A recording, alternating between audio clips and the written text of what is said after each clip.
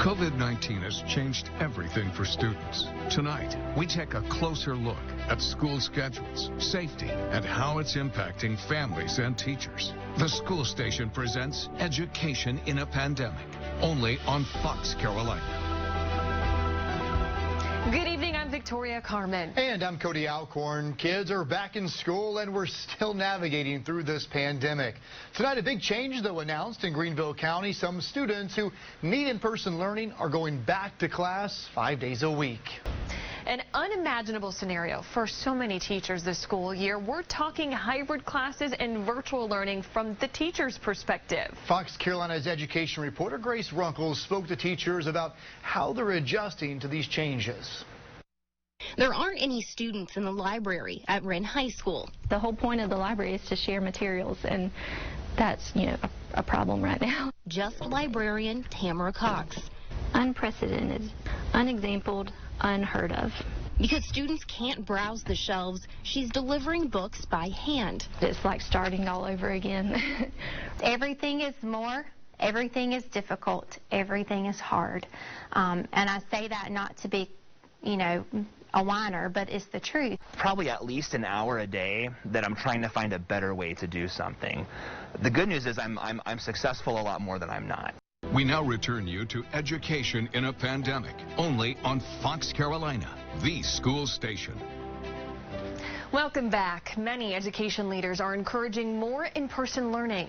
That's right. And tonight we are joined by South Carolina Education Superintendent Molly Spearman, who is pushing for the change. She joins us from her Columbia office.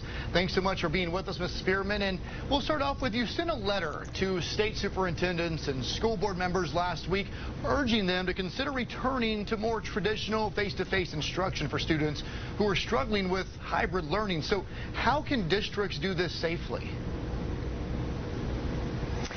Well, the data that's coming in is very positive. We have schools that are in place 5 days a week. We have hybrid models and, of course, the virtual model. And just anecdotally looking at the data that's coming out on that daily number of cases, there appears to be very little, if any, difference between the spread of the disease.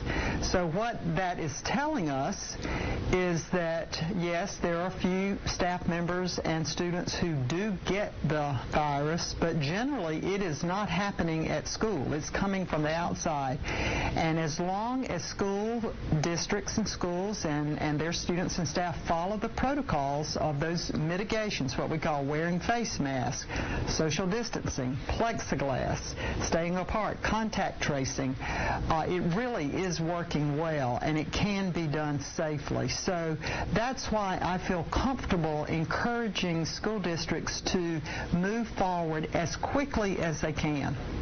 And now the question remains, when will the largest school district in the state bring everybody back? Here's Fox Carolina's Grace Runkle.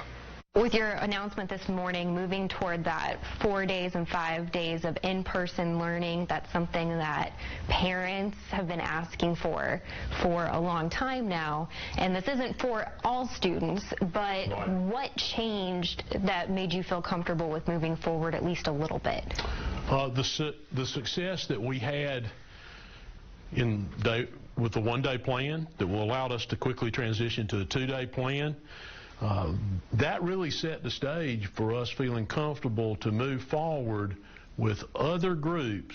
Tonight we're exploring how some of you are surviving education in a pandemic. Fox Carolina's Jarvis Robertson spoke with parents and students about their learning experiences. He joins us live from Pickens County with what they're saying. Tori, we're just over a month into the new school year here in Pickens County. Now, speaking with those parents and students, you're going to get a broad spectrum of answers about how they feel. Now, the parents that I spoke with, some say they're ready to close the laptop and get back into the classroom 5 days a week. On the other hand, there are those who are okay with the option.